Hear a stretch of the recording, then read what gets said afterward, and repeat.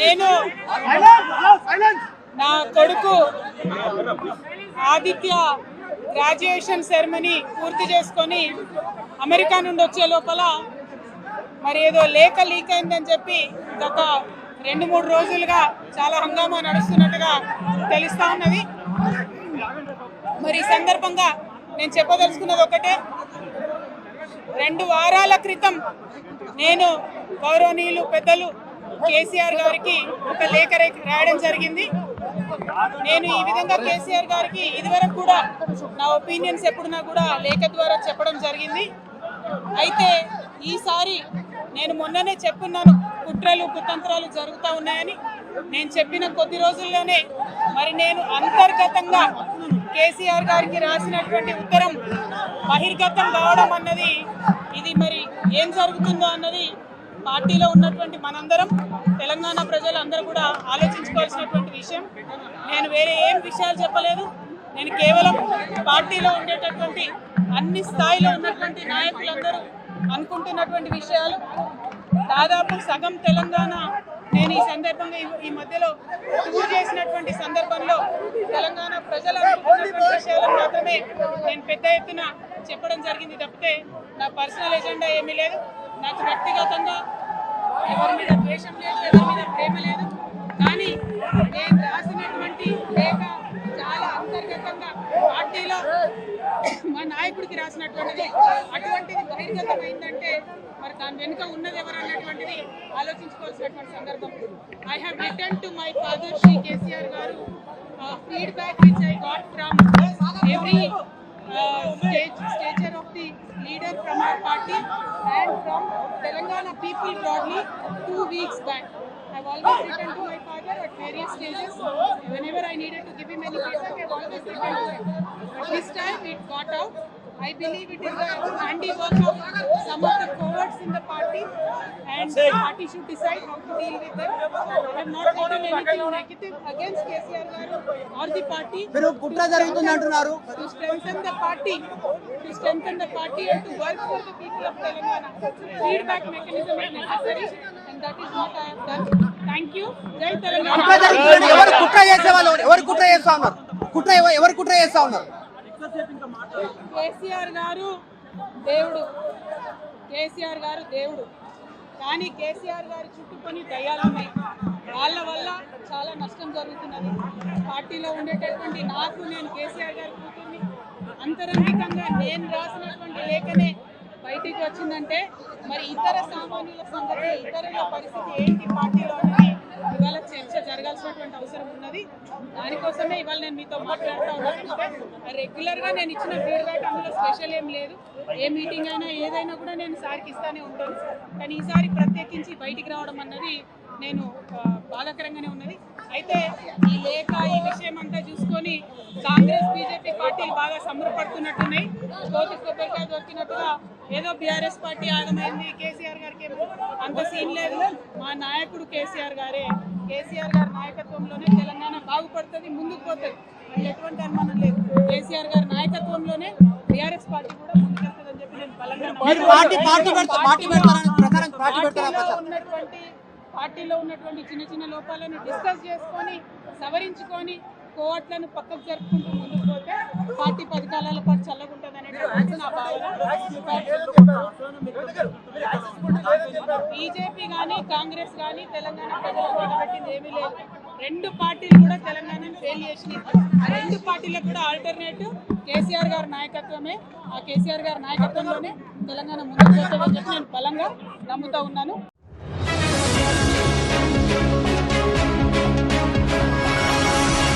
తెలంగాణ రాష్ట్ర రాజకీయాల్లో కవితమ్మ మరో షర్మిల కాబోతుంది అనేటువంటి అనుమానం తెలంగాణ సమాజం నుంచి వస్తుంది.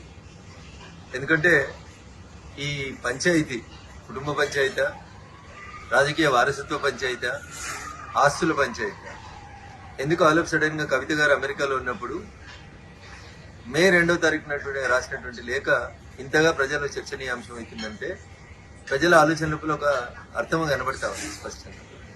టీఆర్ఎస్ పార్టీ చేసినటువంటి ప్లీనరీలో తన రాజకీయ వారసులు కేటీఆర్ అని కేసీఆర్ చెప్పకనే చెప్పిన సందర్భంలో కవిత కాంగ్రెస్ ఫోల్డ్లోకి ఏమైనా వెళ్ళినటువంటి అవకాశం కనబడుతుందా? రాష్ట్ర ముఖ్యమంత్రి గారితో లేదా రాష్ట్ర ముఖ్యమంత్రి గారే కావాలని కవితతోటి ఉత్తరాలు రాయించినారు. ఎందుకంటే కవిత ఉత్తరం రాసిన 2వ తారీఖు రోజే ఈ ఉత్తరం కాంగ్రెస్ పార్టీకి సంబంధించిన ఒక టీవీ ఛానల్లో ఒక పేపర్ లోపల ప్రముఖంగా కనిపించింది. ఈ పరిణామాల తర్వాత కేటీఆర్ గారు హరీష్ రావు గారి ఇంటికి వెళ్ళడం, బాబా బామ్మర్దులు ఇద్దరు ఒకటనేటువంటి ఒక మెసేజ్ ని బయటికి పంపడం, తనను ఒంటరి చేస్తున్నారు, బయటికి పంపిస్తున్నారు అనేటువంటి ఆలోచన వచ్చిన తర్వాత కవిత తప్పనిసరి పరిస్థితులలో కాంగ్రెస్ ఫోల్డ్లోకి పోయిందేమో అనేది తెలంగాణ ప్రజల అనుమానం. ఇక భారతీయ జనతా పార్టీ గురించి, మా పార్టీ గురించి కవిత మాట్లాడడం ప్రజలలో జరుగుతుందే వాస్తవాన్నే కవిత చెప్పింది. ప్రజలలో భారతీయ జనతా పార్టీ రోజు రోజుకు బలపడుతుంది. వచ్చే ఎన్నికల తర్వాత భారతీయ జనతా పార్టీ రాష్ట్రంలో అధికారంలోకి రాబోతుంది. ఈ విషయాల్ని దృష్టిలో ఉంచుకొని భారతీయ జనతా పార్టీ, బీఆర్ఎస్ రెండు కలిసి ఏదో చేయబోతున్నాయని ప్రజల్ని నమ్మించుతుంది. పోయిన ఎన్నికల కంటే ముందు పిసిసి అధ్యక్షుడిగా ఏ ప్రయత్నాలను అయితే రేవంత్ రెడ్డి గారు కొనసాగించారో, ఈ రోజు ముఖ్యమంత్రిగా కవితను మరొకసారి ఎట్లా పావుగా వాడుకుంటున్నారేమో అనేది తెలంగాణ సమాజం ఆలోచిస్తుంది. నాకున్నటువంటి అనుమానం కానీ, నాకున్నటువంటి సమాచారం కానీ, ముందు కవితతో పార్టీ పెట్టిస్తారు, తర్వాత వచ్చే ఎన్నికలకు వచ్చేసరికి కవిత షర్మిల గారి లాగా కాంగ్రెస్ పార్టీ అధ్యక్షురాలు లేదా కాంగ్రెస్ పార్టీతో పొత్తు పెట్టుకోవడమే చేస్తారు. ఇది గతంలో ఈ రాష్ట్ర రాజకీయాల లోపల ఇట్లాంటి ఒక ప్రయోగం చేస్తే బాగుంటుండే అని నేను చెప్పలే. టీఆర్ఎస్ సిద్ధాంతకర్త అని చెప్పుకుంటే ఆయన మొన్న ఒక టీవీ ఛానల్లో చెప్తాడు, 2018 ఎన్నికలప్పుడు కేసీఆర్ హరీష్ రావు తోటి ఒక పార్టీ పెట్టిస్తే మంచిగుంటుండే, ఆ పార్టీని ఎన్నికలు అయిపోయినాక మళ్ళీ మెర్జ్ చేసుకుంటే బాగుంటుండే అనేది టీఆర్ఎస్ పునాది నేనే అని చెప్పుకునేటువంటి ఒక సిద్ధాంతకర్త మొన్న ఒక టీవీ ఛానల్లో మాట్లాడుతుంది. వీటన్నింటినీ క్రోడీకరించి చూసినప్పుడు కవితని కాంగ్రెస్ నడుపుతుందా, కవితని రేవంత్ రెడ్డి గారు నడుపుతున్నారా, కవిత మరో షర్మిల కాబోతుందా అనేటువంటి అనుమానం అయితే చాలా స్పష్టంగా తెలంగాణ సమాజం ముందుంది. కవిత చెప్పినా, కేసీఆర్ చెప్పినా, మీడియా మిత్రులు చెప్పినా భారతీయ జనతా పార్టీ ఈ రాష్ట్రంలో బలపడుతుంది, భారతీయ జనతా పార్టీ ఈ రాష్ట్రంలో అధికారంలోకి రాబోతుంది అనేటువంటి విషయాన్ని టీఆర్ఎస్ కవితనే చెప్పకనే చెప్పినట్టు మేము భావిస్తా ఉన్నాం. భారతీయ జనతా పార్టీ ఎదుగుదలని తెలంగాణ ప్రజలకు కూడా ఒకటి అప్పీల్ చేస్తా ఉన్నాం. ఇక్కడ ఎవరితో కుమ్మక్కు అవుతున్నారో దయచేసి అర్థం చేసుకోండి. అమృత్ కుంభకోణంలో రేవంత్ రెడ్డి గారి బావమరిది వ్యవహారం ఉండి కూడా రేవంత్ రెడ్డిని కాపాడుతున్నది కేంద్ర ప్రభుత్వం. ఆర్ఆర్ ట్యాక్స్ అని చెప్పి స్వయంగా ప్రధానమంత్రి ఆరోపణ చేసి ఇక్కడ బిల్డర్ల దగ్గర 200 రూపాయలు స్క్వేర్ ఫీట్కి వసూలు చేస్తున్నా ఇప్పటి వరకు ఉల్కకుండా పలకకుండా ఉన్నది కేంద్ర ప్రభుత్వం. అట్లాగే సివిల్ సప్లై స్కామ్లో ఈ ప్రభుత్వాన్ని, కాంగ్రెస్ను కాపాడుతున్నది కేంద్ర ప్రభుత్వం. సెంట్రల్ ఎంపవర్డ్ కమిటీ రికమెండేషన్ ఇచ్చిన తర్వాత కూడా మీరు వెంటనే ఈ ఫైనాన్షియల్ ఫ్రాడ్ను సెంట్రల్ యూనివర్సిటీ కంచెగచ్చిబౌలి భూముల్లో చర్య తీసుకోండి అని ఎంపవర్డ్ కమిటీ చెప్పిన తర్వాత కూడా ఇప్పటికీ ఉలకకుండా పలకకుండా ఉన్నది కేంద్ర ప్రభుత్వం. మరి ఈరోజు ఈ విషయంలోనన్నా, నేషనల్ హెరాల్డ్ విషయంలోనన్నా స్పందిస్తారో లేదో మేము కూడా చూస్తాం. ఒక నెల రోజులు ఎదురు చూస్తాం. మేము కూడా చూస్తాం ఒకవేళ మరి కేంద్ర ప్రభుత్వం ముందుకు వస్తుందా రాదా. ఎందుకంటే మీకు తెలుసు, ఫార్ములా ఈలో ఏదో జరిగిపోయింది, దున్నపోతు ఈనింది అని కాంగ్రెస్ వాడనంగానే కట్టేయండి దుడ్డనని చెప్పి గవర్నర్ గారు స్పందించి వెంటనే ఆగమేఘాల మీద మెరుపు వేగంతో స్పందించి ప్రాసిక్యూట్ చేయాలన్నారు. మేము కూడా కలుస్తాం గవర్నర్ గారిని, ప్రాసిక్యూట్ చేయండి ముఖ్యమంత్రి గారిని అని అడుగుతాం. తప్పకుండా ముఖ్యమంత్రి గారు ప్రాసిక్యూట్ కావాల్సిందే, ఆయన ప్రజాక్షేత్రంలో దోషిగా నిలబడవలసిందే, చేసిన తప్పులకు తప్పకుండా శిక్ష అనుభవించాల్సిందే. అట్లాగే ఇంకొక మాట కూడా చెప్తా ఉన్నాం, ఒకవేళ కేంద్ర ప్రభుత్వం కూడా స్పందించక బీజేపీ కూడా ఒక రక్షణ కవచం మాదిరిగా ఏదైతే ఇన్ని రోజులు రేవంత్ రెడ్డి గారిని కాపాడుతూ వస్తున్నదో, మరి తప్పకుండా ఒకవేళ వారు స్పందించకపోతే నెల రోజుల తర్వాత పార్టీలో మేము కూడా కూర్చుని కార్యాచరణ ఏం చేయాలో తీసుకుంటాం. ప్రజాక్షేత్రంలో అవసరమైతే తప్పకుండా ఈ ముఖ్యమంత్రి గారిని, అదేవిధంగా ఆయనను ఒక కవచ కుండలాల మాదిరిగా కాపాడుతున్న బీజేపీని, కేంద్ర ప్రభుత్వానికి కూడా ప్రజల ముందు ఎండగడతామని చెబుతూ ఇక చివరిగా నేను చెప్పేది ఒకటే. మొన్ననే పాలమూరులో సిబిఐ దర్యాప్తు అక్కర్లేదు, పాలమూరులో అవినీతి ఏం జరగలేదు పాలమూరు రంగారెడ్డి ప్రాజెక్టులో అని చెప్పి స్పష్టంగా సుప్రీంకోర్టు తీర్పిచ్చింది. ఇంకొక వైపు సొంత పార్టీ ఎమ్మెల్యేలు 30% కమిషన్లు లేందే ఇక్కడ ఏ పని జరగదు అని సొంత పార్టీ ఎమ్మెల్యేలే కుండలు బద్దలు కొడుతున్నారు. అట్లాగే సొంత మంత్రులు, క్యాబినెట్ సహచరులు స్పష్టంగా చెప్తున్నారు, మా మంత్రులు పైసలు తీసుకుంటారు లేకపోతే ఫైళ్ళు కదలై అని చెప్పి పాపం నిజాయితీగా ఒప్పుకుంటున్నారు. ఇంకోవైపు సొంత మామ, పిల్లనిచ్చిన మామ, కాళేశ్వరంలో అవినీతి ఎక్కడిది, మన్నెక్కడిది, 1,00,000 కోట్ల ప్రాజెక్టులో 94,000 కోట్లు ఖర్చు అయితే అందులో 1,00,000 కోట్ల కుంభకోణం అని ఎట్లా అంటారు, ఇది అసంబద్ధం అని చెప్పి సొంత పిల్లనిచ్చిన మామ చెప్తా ఉన్నారు. కాబట్టి ఫ్రస్ట్రేషన్లో రేవంత్ రెడ్డి గారు ఏవేవో చేస్తుంటారు, ఏవేవో లీకులు ఇచ్చి ఏదో రకంగా మీడియా మేనేజ్మెంట్ చేసి నేషనల్ హెరాల్డ్ కేసులో ఛార్జ్ షీట్లో పేరు వచ్చిన కొన్ని పత్రికలు అయితే రాయలేదు. మాకు చాలా ఆశ్చర్యంగా ఉంది. ఎంత బాగా కవర్ చేసుకుంటూ వస్తున్నారంటే రేవంత్ రెడ్డి గారిని చాలా ఆశ్చర్యంగా ఉంది. ఇట్లా కూడా చేయొచ్చా అని. అంటే ఇంత పెద్ద కేసులో ఇంత పెద్ద మ్యాటర్ వస్తే ఒక ముఖ్యమంత్రి పేరు వస్తే ఇదే కేసీఆర్ గారి పేరుంటే రాకపోదురా? ఇదే కేసీఆర్ గారి పేరుంటే కోతికి కొబ్బరి చిప్ప దొరికినట్టు కొంతమంది సంబరాలు చేసుకుంటూ పేపర్ల నిండా తాటికాయంత అక్షరాలతో రాసేటోళ్ళు ఇలా రేవంత్ రెడ్డి గారికి కవరింగ్ ఇచ్చేందుకు చాలా కష్టపడి కాపాడుతున్నారు. వారందరికీ నేను చేసే విజ్ఞప్తి ఒకటే, మీరు ఎన్ని చేసినా ఎంత గింజుకున్నా ఈ మీడియా సంస్థలు ఎంత తాపత్రయపడ్డా ఆయన మీకు ఎంత అడ్వర్టైజ్మెంట్లు ఇచ్చినా ఎన్ని రకాలుగా మిమ్మల్ని ఫోన్ చేసి బెదిరించినా ప్రజలకు విషయం అర్థమైపోయింది. ఈయన ఒక లొట్టపీస్ ముఖ్యమంత్రి, ఈయనతను ఏం కాదు అని అర్థమైంది. కాబట్టి మీరు కూడా దయచేసి నిష్పక్షపాతంగా వార్తలు ప్రజలకు చెప్పండి. లేకపోతే సోషల్ మీడియా ఉంది, మీరు చెప్పినా చెప్పకపోయినా సోషల్ మీడియా ద్వారా ప్రజలకు అన్నీ తెలుస్తాయి. తెలియదు మేము పిల్లి కదా కళ్ళు మూసుకొని పాలు తాగితే తెలియదు అనుకుంటుంది అన్నట్టు మేము రాయకపోతే వార్తనే కాదు, మేము రాయకపోతే మేము నొక్కేస్తే ఎవరైనా కూడా వాస్తవాలు చెప్తున్నాం. మీకు అబద్ధం అనిపిస్తే నేనేం చేయాలి? కానీ చాలామంది రాస్తలేరు. మరి ఏం చేయాలి? మరి మా బాధ మేము చెప్పుకోవాలి కదా, ప్రజలకన్నా చెప్పుకోవాలి కదా. కాబట్టి మీరు అట్లా అనుకొని మీ భ్రమల్లో ఉన్నంత మాత్రాన మీరు చేయగలిగేది ఏం లేదని కూడా చెప్తూ సహకరించే మిత్రులకు థ్యాంక్ యూ.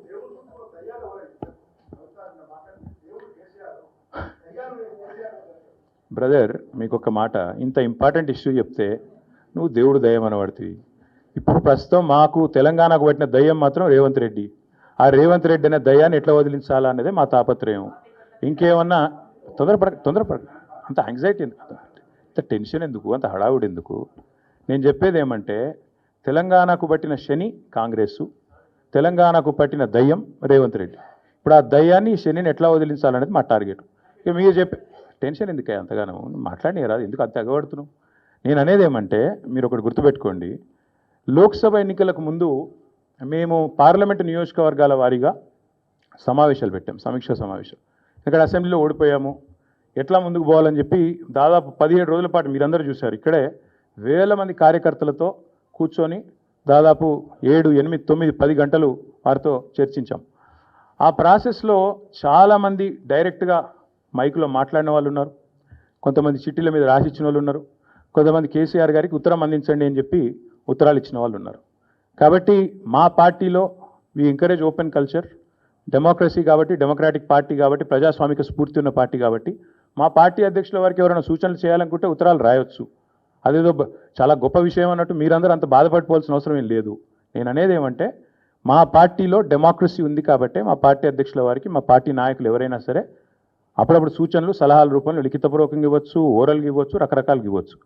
అట్లాగే నేను ఒక మాట మాత్రం చెప్తాను, మనం ఎవరైనా సరే పార్టీలో ఏ హోదాలో ఉన్నా కొన్ని విషయాలు అంతర్గతంగా మాట్లాడాల్సిన విషయాలు అంతర్గతంగా మాట్లాడితేనే బాగుంటుంది. పార్టీ ఫోరమ్స్ ఉన్నాయి, అధ్యక్షుల వారితో కలిసే అవకాశం ఉంది, లేదా ఆఫీస్ బేరర్స్ ఉన్నారు, కలిసి చెప్పుకునే అవకాశం ఉంది. కాబట్టి అంతర్గతంగానే కొన్ని విషయాలు మాట్లాడితే బాగుంటుంది. అది అందరికీ వర్తిస్తుంది, వీళ్ళకి వాళ్ళకని కాదు, అందరికీ వర్తిస్తుంది.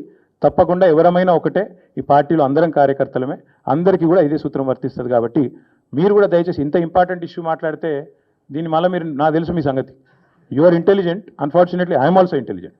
కాబట్టి నేనేమంటానంటే మీరు ఏం పెడతారో, మీరు ఏం హెడ్డింగ్ పెడతారో తెల్లారు నాకు తెలుసు, మీ బాధలు కూడా నాకు తెలుసు, మీ మేనేజ్మెంట్లోకి ఉండే అవస్థలు నాకు తెలుసు, రేవంత్ రెడ్డి గారి ఒత్తిళ్లు తెలుసు.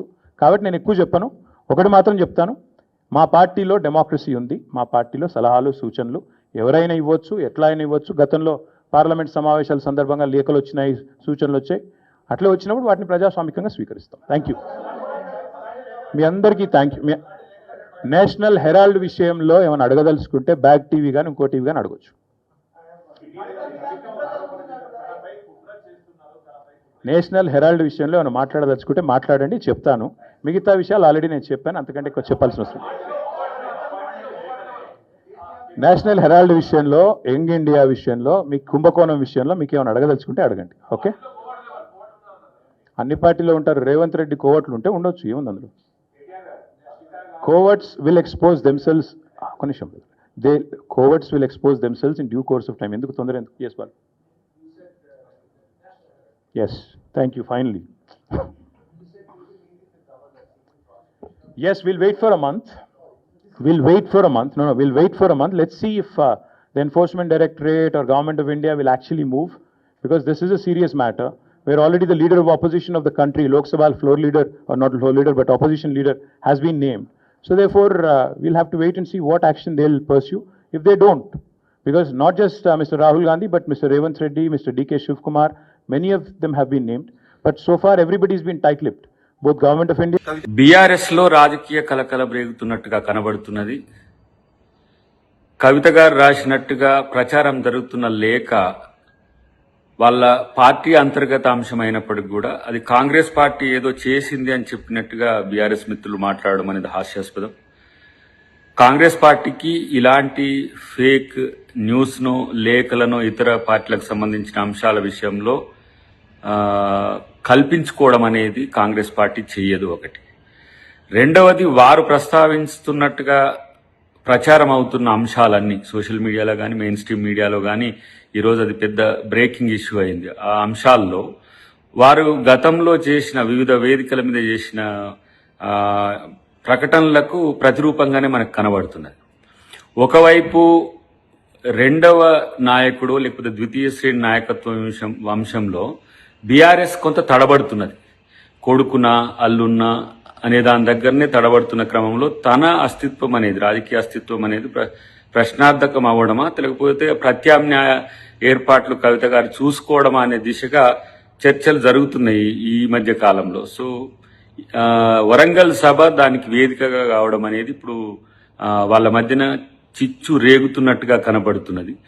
కాబట్టి దాన్ని కాంగ్రెస్ పార్టీ ఏదో ప్రచారం చేస్తున్నది, లేకపోతే కాంగ్రెస్ పార్టీ దాన్ని లీక్ చేసిందని చెప్పడం అనేది మాత్రం ఒక ఇంత ఆశ్చర్యాన్ని కల్పిస్తున్నది. వరంగల్ సభలో ప్రస్తావించాల్సిన అంశాలతో పాటు పార్టీ బీఆర్ఎస్ గా మారినాక బీజేపీతో కొనసాగిస్తున్న స్నేహపూరిత వాతావరణం కావచ్చు, బీజేపీతో వ్యవహరించాల్సిన అంశాల విషయంలో కూడా ప్రస్తావన వచ్చింది. కాబట్టి బీజేపీ తనను జైల్లో పెట్టిందనే భావన కూడా కలిసి ఉంటుంది. తర్వాత భావన బామ్మార్జిన అనే దగ్గర బామ్మార్ది కొరకు తగ్గినట్టు కనిపించిన తన కోసం ఎవరూ లేరు అనే ఆలోచనతోని తన తండ్రితోనే తనకున్న అంతర్గత అంశాలు చెప్పుకోలేక లేఖ రాసే దిశగా ఈరోజు అంతరం పెరిగిందా అనే ఆలోచన మాత్రం ఒకంత ఆలోచింపజేసేది. అన్నిటికంటే ముఖ్యంగా ఈరోజు బీఆర్ఎస్ లో కానీ బీజేపీలో కానీ అంతర్గత పోరు మూడు ముక్కలాటగా కొనసాగుతున్నది. సో దాన్ని కాంగ్రెస్ పార్టీకి అంటగట్టాలని చూడడం అనేది దుర్మార్గం. ఎప్పుడు కూడా కాంగ్రెస్ పార్టీ ఈ తరహా రాజకీయాలను ప్రోత్సహించలేదు. మా పార్టీలో ఉండే అంతర్గత వైరుధ్యాలనే అటు బీజేపీ ఇటు బీఆర్ఎస్ వాడుకొని మమ్మల్ని చీల్చే ప్రయత్నం చేసినా అందరం ఏకతాటి మీదకి వచ్చి ఈరోజు ఈ రాష్ట్రంలో అధికారంకి వచ్చినాం. మాకు ప్రజలే లక్ష్యంగా ఉంటది తప్పితే ఈ పార్టీల మధ్యన ఉన్న వైరాల్ని, అంతరాల్ని రాజకీయంగా మార్చుకోవాల్సిన అవసరం, ఆ దుర్గతి కానీ ఆ స్థాయి రాజకీయాలు కాంగ్రెస్ పార్టీ చేయాల్సిన అవసరం రాదు. చాలా రోజుల నుంచి జరుగుతున్న చర్చ ఏంది, కవిత ఒంటరైందా అనేది చాలా రోజుల నుంచి రాజకీయ వర్గాల్లో జరుగుతున్న చర్చ, లేదంటే మీడియాలో, లేదంటే సోషల్ మీడియాలో, యూట్యూబ్లలో జరుగుతున్న చర్చకు ఊతమిచ్చే విధంగా లేఖ రాసింది, లేకపోతే రాయబోయింది, లేకపోతే అది నోట్ ఏది వివిధ మార్గాల్లో తయారు చేయడానికి కూడా ఈ రూపం ఎంచుకున్నది అని ఒక చర్చ అయితే సర్వత్రా వస్తున్న క్రమంలో ఇలాంటి అంశాలకు నేరుగా అది కవిత గారే సమాధానం చెప్తే తెలుస్తుంది.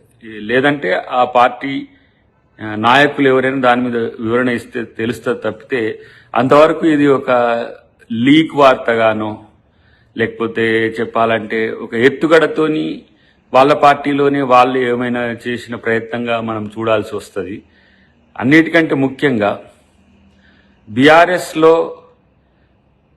నాయకత్వం మీద పోటీ, నాయకత్వం కొరకు పోటీ ఈరోజు మారుతున్న క్రమంలో తామ వ్యక్తిగత ప్రయోజనాలే లక్ష్యంగా బీఆర్ఎస్ పార్టీ నాయకులు వ్యవహరిస్తున్న తీరు మాత్రం మనకు కనబడుతుంది. కాబట్టి మరి ఆప్షన్ దేన్ని ఎంచుకుంటాడు కేసీఆర్కి అది సంబంధించిన అంశం. కాబట్టి దీని విషయంలో కాంగ్రెస్ పార్టీని రాద్ధాంతం చేయడానికో ప్రచారం చేయడానికో వినియోగించొద్దనేది వారికి కాంగ్రెస్ పార్టీ తరఫున మేము కోరుతున్నాం.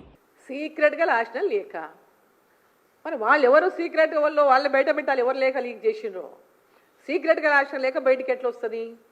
కవిత గారు అమెరికా పోయినరు, అమెరికా పోయేటప్పుడు రాసిపోయింది. ఈరోజు దిగింది అనుకుంటా, నిన్ననా ఇవాళనో నైట్ దిగింది. అంటే లేఖ దిగింది, ఆమె దిగింది. విన్నారా?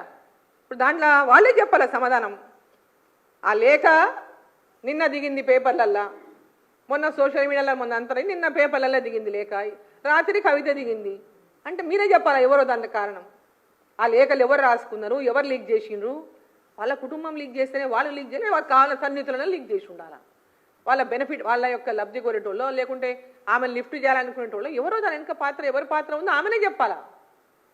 లేఖ లీక్ అయిందంటే లేఖ ఎట్లా లీక్ అవుతుంది? వాళ్ళ తండ్రికి ఆమె రాసింది, అక్కడ తండ్రి అన్నా లీక్ చేయాలి, కవితనన్నా లీక్ చేయాలి. ఇక మధ్యలో ఎవరన్నా ఉంటే ఇంకా వాళ్ళ భావనన్నా లీక్ చేయాలి, వాళ్ళ అన్ననన్నా లీక్ చేయాలి. మంది ఎవరు లీక్ చేస్తారు చెప్పండి? అక్కడ వేరే వాళ్ళకి ఎక్కడ ఛాన్సు? అది ఆమెనే చెప్పాలి. దయ్యాలు ఎవరిని అంటుందో మనకి ఎట్లా తెలుస్తుంది దయ్యాలు ఎవరో? వాళ్ళ ఇంట్లో పోయి మనం చూడం కదా, వాళ్ళ కుటుంబంలో ఉన్నటువంటి పరిస్థితులు మనకేం తెలుస్తాయి? మేము బయట నుంచి చూస్తాము, ఇంట్లో పోయి మనం చూడం కదా.